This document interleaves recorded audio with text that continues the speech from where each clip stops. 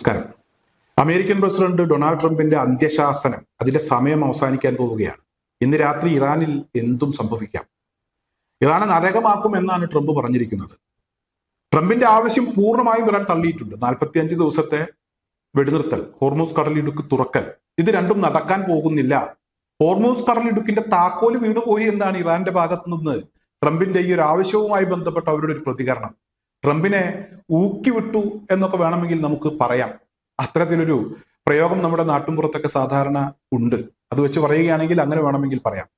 എന്തായാലും ട്രംപിന്റെ ഭീഷണിയുമായി ബന്ധപ്പെട്ട് അന്ത്യശാസനത്തിന്റെ സമയം അവസാനിക്കാൻ പോകുമ്പോൾ ട്രംപിന്റെ ഭരണകൂടം അല്ലെങ്കിൽ ട്രംപ് അന്ത്യശ്വാസം വലിക്കുന്ന കാഴ്ചയാണ് നമുക്ക് കാണാൻ കഴിയുന്നത്. അത്തരത്തിലുള്ള തിരിച്ചടികൾ ട്രംപിന് കിട്ടിക്കൊണ്ടിരിക്കുകയാണ്. ട്രംപിന്റെ ഭീഷണി ഉയർന്നു വന്ന സമയത്ത് ഇറാൻ പറഞ്ഞിരുന്ന ഒരു കാര്യമുണ്ട്. അമേരിക്കക്ക് ഞങ്ങൾ ഒരു സർപ്രൈസ് കൊടുക്കാൻ പോകുന്നു. ട്രംപ് പറഞ്ഞ സമയമൊന്നും അതിനുണ്ടാകില്ല, വളരെ പെട്ടെന്ന് തന്നെ അത് അമേരിക്ക കിട്ടും എന്നാണ് ഇറാന്റെ ഒരു അവകാശവാദം ഉണ്ടായിരുന്നത്. അതുപോലെ ചില കാര്യങ്ങളൊക്കെ സംഭവിച്ചോ എന്ന സംശയങ്ങൾ ചില ആളുകളൊക്കെ പങ്കുവെക്കുന്നുണ്ട്. സംശയിച്ച ആളുകളെ നമുക്ക് കുറ്റം പറയാൻ കഴിയില്ല, കാരണം അത്തരത്തിലുള്ള ചില സംഭവങ്ങൾ ഉണ്ടായിട്ടുണ്ട്. അമേരിക്കയിലെ പനാമ സിറ്റിയിൽ പസഫിക് കവാടത്തിനടുത്ത് ബ്രിഡ്ജ് ഓഫ് അമേരിക്ക എന്ന് പറയുന്ന ഒരു പാലത്തിന് സമീപം ഒരു ടാങ്കർ ലോറി പൊട്ടിത്തെറിച്ചു. എന്തായാലും ഈ പൊട്ടിത്തെറി ഉണ്ടായതിനെ തുടർന്ന് സമീപത്തുള്ള ടാങ്കറുകളിലേക്ക് തീ പടർന്നു. ഈ എണ്ണ സംഭരണശാലയിൽ തീ പടർന്നു. തുടർച്ചയായി ഒരുപാട് സ്ഫോടനങ്ങൾ ഉണ്ടായി. ഒരു തൊഴിലാളി കൊല്ലപ്പെട്ടു. തീ അണക്കാനെത്തിയ 2 ഫയർഫോഴ്സ് ഉദ്യോഗസ്ഥർക്ക് ഗുരുതരമായി പരിക്കേറ്റു. തൽക്കാലം ഇറാനിൽ പാലങ്ങൾ തകർക്കുന്നതിന് മുമ്പ്, പാലങ്ങൾ അടച്ചിടുന്നതിന് മുമ്പ് ഇപ്പോൾ അമേരിക്കയിൽ ഒരു പാലം അടച്ചിട്ടിരിക്കുകയാണ്. ബ്രിഡ്ജ് ഓഫ് അമേരിക്ക എന്ന് പറയുന്ന പാലം പൂർണ്ണമായും അടച്ചിട്ടിരിക്കുന്നു. അതിലൂടെയുള്ള ഗതാഗതം നിരോധിച്ചിരിക്കുന്നു. കാരണം കനത്ത ചൂടിൽ ഈ പാലത്തിന് കേടുപാടുകൾ സംഭവിച്ചേക്കാം എന്നാണ് അമേരിക്കയിൽ നിന്ന് പുറത്തു വരുന്ന വിവരം. വിശദമായ പരിശോധനകൾ നടന്നുകൊണ്ടിരിക്കുകയാണ്. ഇത് ഇറാന്റെ സർപ്രൈസ് ആണോ എന്ന് പലരും സംശയിക്കുന്നുണ്ട്. സംശയിക്കുന്ന ആളുകളെ നമുക്ക് കുറ്റപ്പെടുത്താൻ കഴിയില്ല. കാരണം ഇറാൻ പറഞ്ഞ കാര്യങ്ങളൊക്കെ കൃത്യമായി ചെയ്തു കാണിച്ചിട്ടുണ്ട്. ഇതുവരെ ഒരിക്കലും അതിലൊരു വീഴ്ചയും അവർ വരുത്തിയിട്ടില്ല. മറ്റൊരു സർപ്രൈസുമായി ബന്ധപ്പെട്ട ഒരു വാർത്ത കൂടെ ഇപ്പോൾ പുറത്തു വന്നിട്ടുണ്ട്. USS ട്രിപ്പോളി എന്ന് പറയുന്ന അമേരിക്കൻ പടക്കപ്പൽ, ഈ പടക്കപ്പലിനെ ഇറാൻ ആക്രമിച്ചു എന്നുള്ള ഒരു അവകാശവാദം അവരുടെ ഭാഗത്തു നിന്നുണ്ടാകുന്നുണ്ട്. എന്നാൽ ഈ ഒരു അവകാശവാദത്തെ അമേരിക്ക തള്ളിക്കളഞ്ഞിട്ടില്ല. അമേരിക്ക പറയുന്നത് ഈ പടക്കപ്പൽ പൂർണ്ണമായും പ്രവർത്തനക്ഷമമാണ് എന്നാണ്. ഇത് തന്നെയാണ് നേരത്തെയും അമേരിക്ക പറഞ്ഞിരുന്നത്. USS എബ്രഹാം ലിങ്കൺ എന്ന് പറയുന്ന കപ്പൽ ഇന്ത്യൻ മഹാസമുദ്രത്തിലാണ് ഇപ്പോൾ ഉള്ളത്. പൂർണ്ണമായും അത് മേഖലയിൽ നിന്ന് മാറ്റിയിട്ടിരിക്കുന്നു. 1000 കിലോമീറ്റർ മാറിയാണ് ഈ പടക്കപ്പൽ കിടക്കുന്നത്. ഇറാന്റെ ഭാഗത്തു നിന്ന് തുടർച്ചയായ ആക്രമണങ്ങൾ ഉണ്ടായപ്പോഴാണ് ഈ പടക്കപ്പലും കൊണ്ട് അമേരിക്ക പുറകോട്ട് പോയത്. USS ജെറാൾഡ് ആർ ഫോർഡ് എന്ന് പറയുന്ന കപ്പലുമായി ബന്ധപ്പെട്ട് നേരത്തെ ഇറാൻ ആക്രമിച്ചു എന്ന് പറഞ്ഞപ്പോൾ അമേരിക്ക അതിനെ തള്ളിയിരുന്നു. ഇപ്പോൾ അറ്റകുറ്റപ്പണികൾക്കായി ക്രൊയേഷ്യയിലാണുള്ളത്. 2 വർഷമെങ്കിലും എടുക്കും ഈ കപ്പൽ പുറത്തു വരാൻ എന്ന വാർത്തകളാണ് പുറത്തു വരുന്നത്.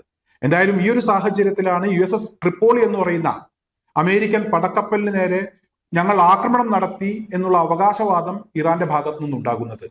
എന്തായാലും അമേരിക്കയിലെ ഒരു പാലം അടച്ചു എന്ന വാർത്ത നമുക്കറിയാൻ കഴിഞ്ഞു.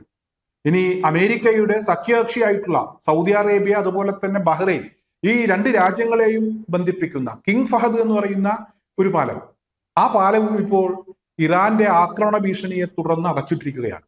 സൗദി അറേബ്യയെയും ബഹ്റൈനെയും ബന്ധിപ്പിക്കുന്ന അമേരിക്കയുടെ സുരക്ഷാ സംവിധാനങ്ങൾക്ക്, എയർ ഡിഫൻസ് സംവിധാനങ്ങൾക്ക് ഈ പാലത്തിന് സംരക്ഷണം കൊടുക്കാൻ കഴിയില്ല എന്നൊരു തിരിച്ചറിവ് സൗദി അറേബ്യക്കും അതുപോലെ തന്നെ ബഹ്റൈനും ഒക്കെ ഉണ്ടായിരിക്കുന്നു.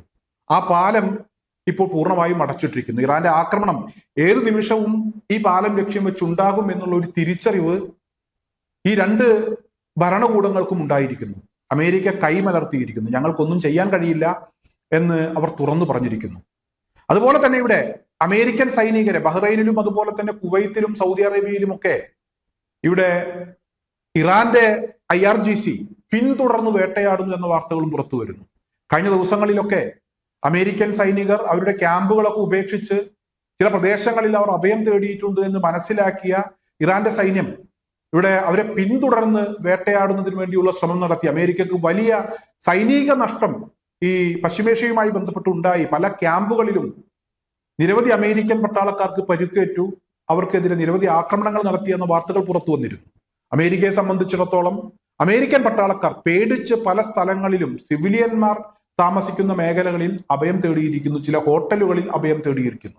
അവർക്ക് പുറത്തേക്ക് കടക്കാൻ ഒരു അവസരം കിട്ടിയാൽ പൂർണ്ണമായും അവരുടെ ബേസുകളൊക്കെ അടച്ചുപൂട്ടി അവർ അവിടെ നിന്നും രക്ഷപ്പെടാൻ തയ്യാറാണ് എന്ന വാർത്തകളാണ് പുറത്തു വരുന്നത്. മാത്രമല്ല, കഴിഞ്ഞ മണിക്കൂറുകളിൽ സൗദി അറേബ്യയിലും അതുപോലെ തന്നെ കുവൈത്തിലുമൊക്കെ ഇറാന്റെ വലിയ ആക്രമണങ്ങൾ ഉണ്ടായിട്ടുണ്ട്. ഈ ആക്രമണത്തിലും അമേരിക്കക്ക് വലിയ നഷ്ടങ്ങൾ ഉണ്ടായിട്ടുണ്ട്. കഴിഞ്ഞ ദിവസങ്ങളിലൊക്കെ അമേരിക്കക്ക് ഉണ്ടായിട്ടുള്ള നഷ്ടം അത് ചെറുതൊന്നുമല്ല. അതുമായി ബന്ധപ്പെട്ടുള്ള വാർത്തകളൊക്കെ നേരത്തെ പുറത്തു വന്നതാണ്.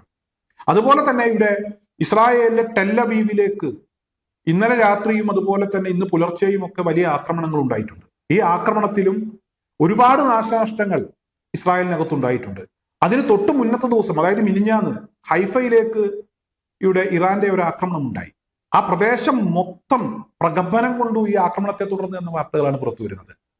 നിരവധി പാർപ്പിട സമുച്ചയങ്ങൾ നിലംപൊത്തി. 4 മരണമാണ് ഔദ്യോഗികമായി ഇസ്രായേലിന്റെ ഭാഗത്തു നിന്ന് അവർ സ്ഥിരീകരിച്ചത്. എന്നാൽ മരണം അതുകൊണ്ടൊന്നും അവസാനിക്കില്ല.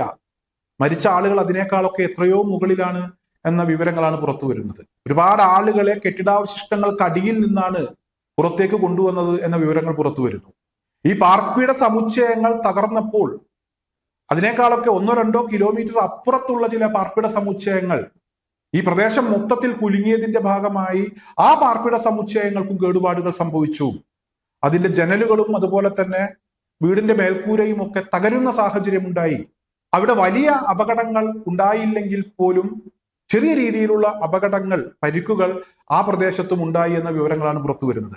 മറ്റുള്ള ഭാഗങ്ങളിൽ നിന്ന് ആളുകൾ ഈ ഹൈഫ മേഖലയിലേക്ക് പലരും കുടിയേറി പാർത്തിട്ടുണ്ട്, ബന്ധുവീടുകളിലും മറ്റുമൊക്കെ.